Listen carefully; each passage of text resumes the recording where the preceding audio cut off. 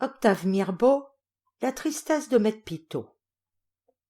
Lu par Sabine pour audiocité.net, sous la licence Art Libre. Ronchonnant, sacrant, crachant, Maître Pitot habillait ses chevaux dans l'écurie et se préparait à partir pour le labour.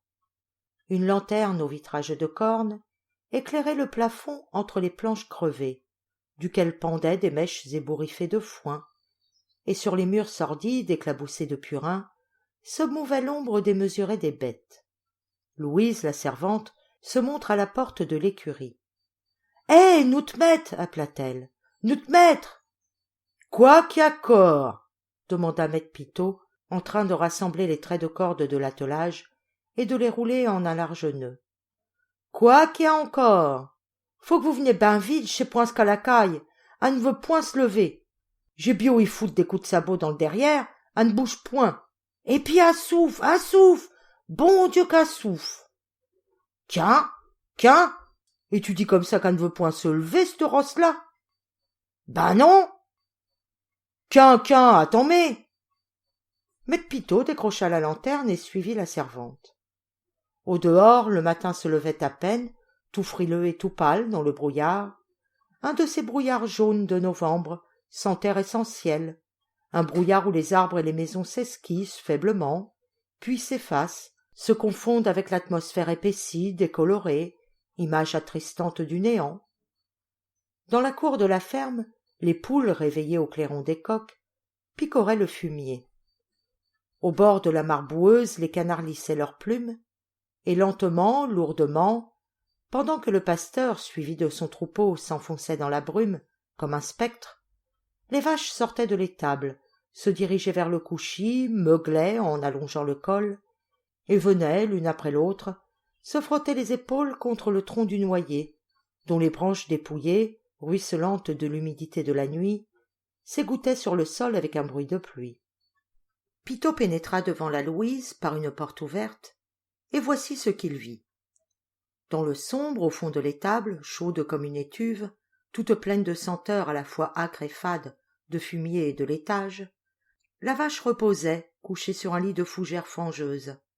Ses flancs énormes, tout blancs, s'enflaient et s'aplatissaient, pareils à un soufflet de forge en marche. Ses cuisses marbrées de taches rouges étaient souillées d'urine et de bouse verdâtre, et de son mufle allongé sur l'ordure de la litière sortait le bruit d'une respiration sifflante et courte.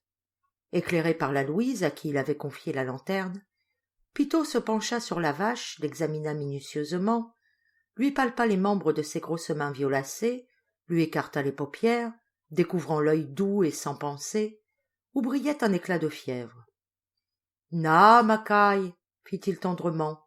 « Na, ma belle caille. »« Quoi que t'as, ma poulette? Où que t'as mal, dit ma reine, où que t'as mal ?» Il prit dans la mangeoire une betterave qu'il rompit, en présenta successivement, après les avoir flairés, les 2 morceaux à la vache, qui détourna la tête et ne bougea pas.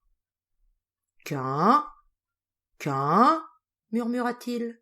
Son visage, semblable à une motte de terre surmontée d'une casquette, se fit soucieux tout à coup.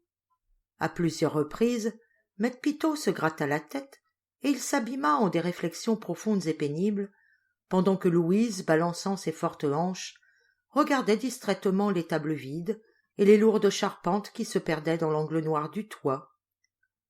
Ayant rejeté les morceaux de betterave dans la mangeoire, il s'agenouilla sur le fumier, appliqua son oreille contre la poitrine de la vache, et ferma les yeux pour mieux se recueillir et pour mieux entendre. Un rat courut, hideux, sur le montant du râtelier, se glissa aussitôt dans une fente du mur entorchie, et les poules envahirent l'étable. « Bon Dieu qu'a ronfle !» s'écria Pitot en se relevant. « Ça y bout dans le poumon, quasiment comme le cid Nouvio dans une pipe. Elle est malade, cette bête. Ben sûr qu'elle est ben malade. Ben malade. Bon sang de bon Dieu. Mais quoi qu'elle a? La Louise. S'il vous plaît. Va-t'en crier dans le fournil des sacs à poum. Et puis la vieille bâche, tu sais ben la vieille bâche, à drette à Montcuvier. Bon Dieu qu'à souffle. La servante tendit la lanterne à son maître et sortit en faisant claquer ses sabots. Inquiet, le sourcil froncé, Pitot se mit à tourner autour de la vache, dont les flancs de plus en plus haletaient. Et puis elle est ben malade, conclut Pitot, qui jeta sa casquette sur la table d'un geste désespéré. Consternée, la Pitot ne disait rien. D'apprendre tout d'un coup que sa belle vache, sa belle laitière, que la caille soufflait, enflait, ne mangeait rien, était ben malade, cela lui avait cassé l'estomac. Elle en demeurait tout étourdie. Cependant elle se remit vite, et, lançant à Pitot un regard mauvais, elle cria. « Ah l'enf, elle souffle, et puis tu restes là, comme un serin, à te gratter la tête. Tu crois peut-être que le vétérinaire c'est fait pour les chiens, espèce de grande carne? Les bêtes peuvent ben crever, c'est pas l'embarras. Tu n'en démarres pas plus qu'une souche. Y as-tu seulement mis de la paille fraîche? Ah, bong! » L'enfant s'était remis à crier, et le berceau geignait sous l'effort de ce pauvre petit être qui se débattait contre la souffrance. Sa voix, tantôt faible comme une plainte, tantôt perçante comme un déchirement, tantôt sourde comme un râle, avait des implorations douloureuses. Mais ni le père ni la mère n'entendaient ces appels qui ne s'exprimaient que par des sons inarticulés. Tous les deux, ils continuaient de se disputer. La Pitot, furieuse, gesticulait, disant « Quand tu seras là à me regarder le bec ouvert, c'est-y ça qui la fera revenir ?» Et se tournant vers la servante, elle vociférait. « C'est t'es qu'en cause, vilaine créature, tu l'auras monté à l'herbage aux Avelines, et puis elle aura brouté de la mauvaise herbe. » S'affaissant sur une chaise, elle se couvrit la figure de son tablier et pleura. « Ma pauvre caille qu'est poisonnée. Oh !» L'enfant eut une quinte de toux. On eût dit que son corps allait se briser dans un suprême hoquet. Pitot leva les yeux dans la direction du berceau, dont l'osier craquait, et où l'on apercevait, au-dessus du bord, deux petites mains maigres qui se tordaient. « Tiens, c'est-il le petit gars qui gueule comme ça ?» demanda-t-il. « Quoi qu'il a gueulé comme ça ?»« Il n'a rien, c'est les dents. »« Ma pauvre caille. Ouh !»« Allons, je vais crier le vétérinaire. Et puis elle n'est point encore défunte.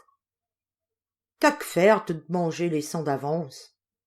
Ma pauvre caille, jamais je retrouverons l'appareil, jamais.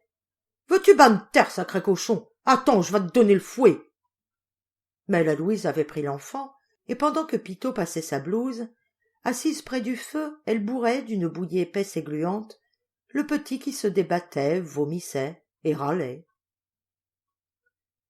Le docteur Ragen, chaudement emmitouflé d'une peau de loup, conduisait son tilbury. Il tâchait d'éviter les ornières profondes et les grosses pierres dont les têtes rondes crevaient le chemin çà et là. Malgré sa prudence et la docilité de son cheval, les roues parfois butaient contre des pierres ou glissaient dans les trous, et la voiture dansait sur ses ressorts comme une barque secouée par la houle. Il bruinait. Des corbeaux passaient très haut dans le ciel gris, et des bandes de grives, attirées par les venelles du houx et des églantiers dont la route était bordée, de chaque côté s'élevaient, effarées, et allaient se poser sur les branches des pommiers voisins. « Bonjour, monsieur Ragen, » dit un gros homme qui, enjambant une brèche de la haie, se dressa soudain au milieu de la traverse. Il était vêtu d'un veston très court et d'un pantalon crasseux, que terminaient des bottes éculées et couvertes de boue. Le docteur arrêta son cheval. « Ah, monsieur Torel, fit-il. Bonjour, monsieur Torel. Comme vous courez la campagne de grand matin. » Monsieur Torel souffla un instant, enleva le cache-nez de laine grise qui lui enveloppait le cou. Il répondit. « Mais oui, monsieur Ragen, j'ai à l'épine un attenay atteint de la gourme, et j'allais à travers champs jusqu'à chez Maître Piot pour sa vache atteinte de pneumonie et que je soigne depuis 4 jours. Nous avons beaucoup de pneumonie en ce moment. »« Tiens, mais je vais aussi chez Maître Pitot. »« Oui, je sais, pour son enfant.